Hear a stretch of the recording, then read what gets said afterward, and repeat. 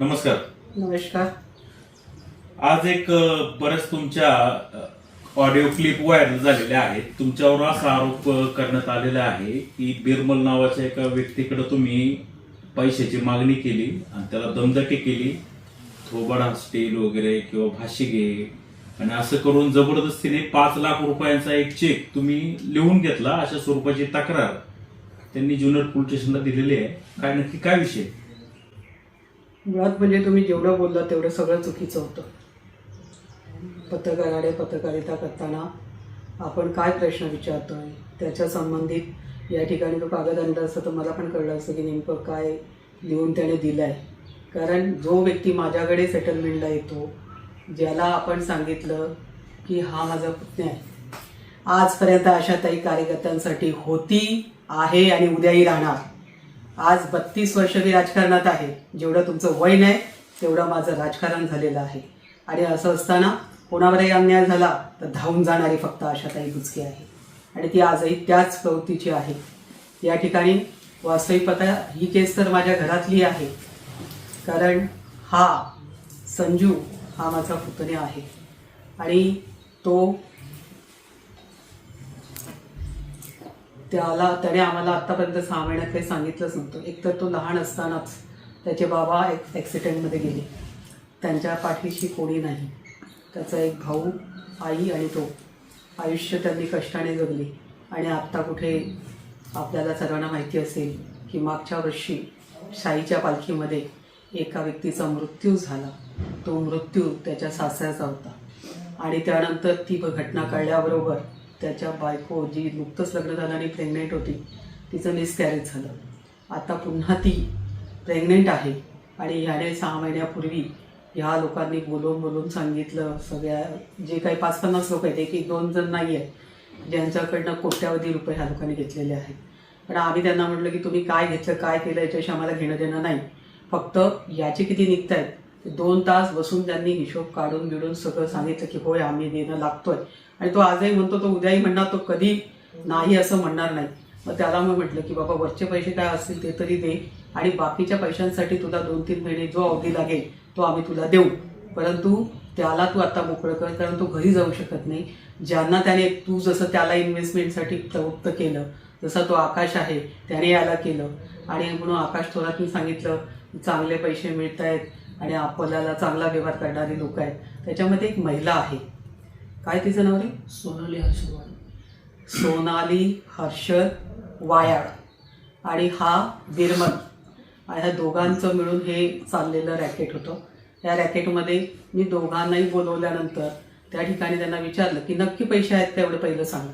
पाहिजे तर तुम्ही अजून बसा, हिशोब करा आणि आहे तरच सांगा, नाहीतर मी तुमच्या ह्याच्यात पडणार नाही. गोडीनी 2 दिवस ते माझ्याकडे येत होते आणि सांगत होते की ताई आम्हाला पैसे द्यायचेच आहेत.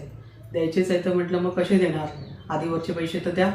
जे त्याचं आज 6 महिने तो तुमच्या दारात येऊन उभा राहतोय, तो त्याच्या अडचणी सांगतोय, कारण लोक त्याला आता झोपू देत नाही. लोक सारखी त्याच्या पाठी लागले की तुझ्यामुळे आम्ही इन्व्हेस्टमेंट केलं.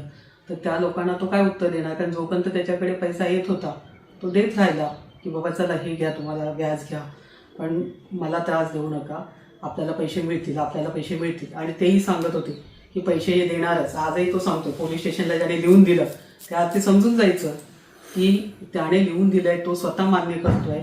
आणि मान्य करत असताना आकडा वर खाली असेल, पण आकड्याचा हिशोब त्यांनी 2 तास बसून केला. आणि त्यांच्याबरोबर 2 जण आले होते मध्यस्थी करायला. त्याच्यामध्ये एक जण होता तो राजू पांडुरंग पाटे, हा एक होता. आणि दुसरा जो शिवाजी वारुळे हा एक होता. हे 2 त्या ठिकाणी दोघे आले होते. वारुळे पण म्हटला माझे पण पैसे निघतील, मला पण पैसे मिळतील, आपण थोडंसं दम काढूया आणि यांना लोन. मी म्हटलं लोन करायला तुम्हाला काय मदत लागेल ती मी नक्की करेन.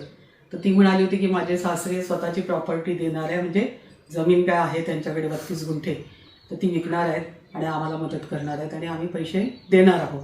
आणि म्हणून म्हटलं तू म्हणतेस पण ते सासऱ्याची प्रॉपर्टी आहे, तू कशी असं म्हणू शकते? मुलगीसुद्धा म्हणू शकत नाही, मुलगासुद्धा म्हणू शकत नाही का माझा पप्पा मला लिहून देईल. ती म्हणाली मी घेऊन येते पाहिजे तर त्यांना. आणि म्हणून ती परत घेऊन आली सासऱ्याला.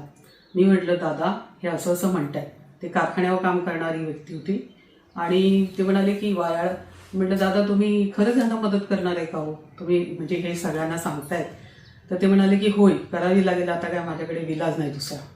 तर परत विचारून घ्या पत्रकार मित्रांनो, हे त्यांनी स्वतःहून सांगितलं.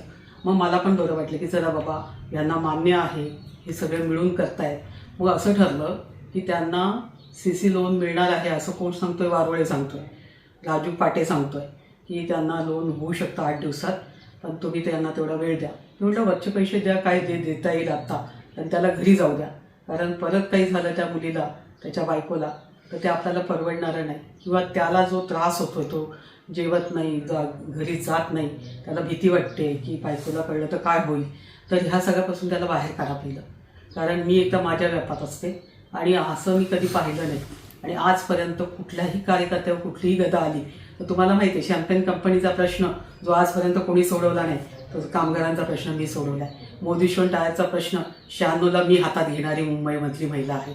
या ठिकाणी असणारा ते आपले लस तयार होते जी साफ पदार्थ द्यायची, त्या कंपनीची सुद्धा कंप्लेंट आली, हात पाय तुटले होते आपल्या मुलांचे. मी ती काही सातात घेतली आणि मला खऱ्या अर्थाने राहुल नार्वेकरांनी फोन करून सांगितलं आता ही मदत करा, मला आपल्या मित्राची फॅक्टरी आहे. मी त्यांना सांगितलं तुमचा सब ठेकेदार बदला, आपल्या मुलांचे जर हातपाय तुटत असतील, ती कामं त्यांची नाहीच आहे, अशी कामं करायला लावत असतील तर चालणार नाही. दुसऱ्या दिवशी त्यांनी सब ठेकेदार बदलला का, परत कंप्लेंट आली नाही, आपण लक्ष दिलं नाही. मुळात म्हणजे आशाताई काम करते, ती कार्यकर्त्यासाठी करते, जनतेसाठी करते, स्वतःसाठी नाही, स्वार्थासाठी नाही. आणि या ठिकाणी तर घरातला प्रश्न आला आणि तो देखील इतक्या उशिरा आला. तो लवकर आला असता तर कदाचित चांगल्या पद्धतीने आपण हाताळू शकलो असतो. पण आता ज्यांच्याकडे आता ते नाहीच म्हणतायत, नाहीच आता पैसे सध्या नाही आहेत, सध्या नाही, आम्ही ही प्रॉपर्टी करतो ते करतो, ते म्हणतायत आम्हाला द्यायचे आम्ही प्रॉपर्टी. पण म्हटलं तुम्ही किती दिवस लावणार, कारण 1 आठवडा तुमचा गेला, तुम्ही 3-3 वेळा फेऱ्या घालतायत, येत आहेत आणि तुम्ही एकीकडे ते पैसे काहीच येत नाही. आणि 5 लाखाचा चेक म्हणाल तर त्यानेच आणला होता की मी सगळीकडून गोळा करून हे 5 लाखाचा चेक आणलाय, हा क्लिअर होईल. पण तो चेक काल रात्री आम्हाला 12 वाजता कळलं की बाउन्स झालेला आहे. आलं का लक्षात? चोराच्या मागे जर 6 उभे राहणार असतील तर ते आपल्याला मान्य नाही. आशाताई करते, तेच बोलते आणि तेच दाखवते. जनतेला न्याय देताना आजपर्यंत कधी चूक झाली नाही. माझ्या कार्यकर्त्याला त्रास झाला तर तो मला पहिला होत असतो आणि म्हणून कार्यकर्त्याला जर इतकं जपू शकते तर घरातल्या व्यक्तीवर जेव्हा प्रसंग येईल त्याच्या पाठीशी उभं राहणं हे माझं कर्तव्य आहे. ताई तुमच्या जर वारंवार या सगळ्या व्यवहारांमध्ये मीटिंग होत होत्या, अगदी काल परवा देखील झाली, वारंवार नाही, म्हणजे 2-3 वेळा झाल्याच. मग तुमच्या ज्या बोलणी जी आहे ती पुढे चाललेली होती. मग असं असताना ऐकत मग असं असताना मग चुकीच्या पद्धतीने तक्रार अर्ज देऊन मग तुमची बदनामी करणं, याच्या पाठीमागचा उद्देश काय नाही? त्यांच्याबरोबर आलेल्यांनी जर त्यांना टॉनिक दिलं असेल तर मला माहित नाही. कारण कसं आहे की ज्याला पैसे वापरायला मिळतात, मग त्याच्यामध्ये ते दोघे जे त्यांची मध्यस्थी करायला आले तर मी त्यांना म्हटलं की तुम्ही घ्या ना त्यांची प्रॉपर्टी आणि तुम्ही द्या पैसे, आम्हाला काय, आम्हाला फक्त त्याचे पैसे मिळाल्याची कारण. मुळात त्याच्यात त्यांनी 2 आरोप केलेत ताई. एक जो पहिला आरोप आहे की तो 5 लाख रुपयाचा जो चेक आहे तो तुम्ही बळजबरीने त्याच्याकडनं लिहून घेतला असा आहे. आणि दुसरा आरोप आहे की दुसरा आरोप जो आहे की तुम्ही थोडंसं त्याच्याशी उंच पडेल. ठीक आहे, आता हक्काची रक्कम असते, मिळवताना शब्द इकडे तिकडे होतो, हे सगळ्यांनाच मान्य आहे. परंतु चेकच्या बाबतीमध्ये काय? चेकच्या बाबतीमध्ये आम्हालाच माहित नाही. त्यांनी लिहून आणला होता आणि त्याच्याकडे नव्हताच, तो राजेश पाटेकडे होता. राजू पाटेने तो चेक हातात घेऊन बसलेला होता. बघा आम्ही चेक आणला, आम्ही तिकडून कुठून काय 3 चेक आणले. म्हटलं मला त्याच्याशी काय घेणं देणं नाही आहे. आणि तो घेऊन पण बाहेर गेला तरी पण आम्ही काय बोललो नाही. पण नंतर म्हटलं काय रे, हा चेक देणार होता ना, मग आपल्याला कळलं असतं की याच्या खात्यावर खरंच पैसे आहेत का, आपला ते चेक क्लिअर होतो का. आपल्याला कधी कळणार? जेव्हा तो आपण टाकणार तेव्हा कळणार ना. आपल्यासाठी आणला ना त्याने आणि त्याने तिकडून तयार करून आणलेला. मला त्याच्यावर काय नाव आहे ते पण माहीत नाही, मला काय टाकलं तेही माहीत नाही. फक्त मी त्याला म्हटलं की जर आणला असेल तर बेटा तू घे, बरोबर नाही? हो बरोबर. आणि तो घेऊन टाक, म्हणजे आपल्याला बँकेकडे पुरावा राहील की बाबा तो चेक त्याने दिलेला आहे. त्यामुळे चुकीचं कोण, तुम्ही जर चोराचंच ऐकून मला प्रश्न विचारणार असाल तर ते काय बरोबर नाही. प्रश्न नाही ताई, त्याचं क्लॅरिफिकेशन लोकांना देखील कळलं पाहिजे. लोकांना कळलं त्याने अर्ज देण्यामागचं काय कारण? मग पैसे बुडवणे हा त्याचा हेतू असेल ना, असल्याशिवाय गेला का? पहिलं त्याचं म्हणणं होतं की आम्ही द्यायला तयार आहे. तर आपण म्हटलं की चला आता डिपार्टमेंटला मध्ये, पण जेवढ्या केसेस मी करते डिपार्टमेंट प्रत्येक ठिकाणी मुलगी पळून गेली तरी आम्ही डिपार्टमेंटला सांगतो की आम्हाला मदत पाहिजे. इथे काही भांडणं झाली, मारामाऱ्या झाल्या तरी आम्ही सांगतो. कारण कार्यकर्त्याला जर बळ दिलं नाही, कार्यकर्ता तुमची गुलामी करायला मोकळा नाहीये. आणि म्हणून कार्यकर्त्याला बळ दिलं, त्याच्या पाठीच त्याच्यासाठीच नेत्या म्हणून तो मानतो नाही तर मानत नाही. आणि म्हणून इथे तर घरातला प्रश्न होता आणि त्याच्या बायकोचा असणारा गंभीर प्रश्न तो आमच्या पुढे होता. कारण एक मिसकॅरेज झालं, दुसऱ्यांदा परत झालं तर कदाचित त्याच्या आयुष्यात तो पुन्हा ते सुख पाहिल की नाही माहीत नाही. परंतु त्याला जर काही झालं, ज्यांना पैसे द्यायचे ते जर त्यांनी जर काही धोका केला तर काय करणार आपण? मग कुठे शोधायला जाणार?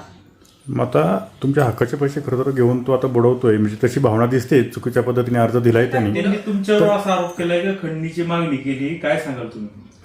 हे बघा, मी पुन्हा पुन्हा सांगते, जर हुशार माणसं असतील ना, कारण मी पुण्याशी पण पत्रकारांशी बोलली, हुशार माणसं असतील ना ते तर म्हणतात ताक ओळखतात आणि त्यांना माहिती आहे ताईचा स्वभाव काय आहे तो. त्यामुळे कोणाला किती विश्वास ठेवायचा हा जनतेला देखील कळतो. जनता तितकी सुज्ञान आहे, अज्ञानी नाही. जनतेला मग तुम्ही पोलिसांची मदत घेऊन 5-50 लोकांचे पैसे बुडवले आहे आणि मला अजून डिपार्टमेंटने बोलवलं नाहीये किंवा सांगितलं नाहीये, फोन सुद्धा केलेला नाहीये. मी एसटी कडे जाऊन बसेल, मला काय फरक पडत नाही. कारण ज्याच्या मनात चोर नाही, ज्याने चूक केली नाही तो कुणाला घाबरत नाही. आशाताई कुणाला घाबरत नाही. मग ते दोघं जण इतरही लोकांना फसवले का? त्या दोघांनी खूप लोकांना फसवलं. यादी आहे ना पुढे दे.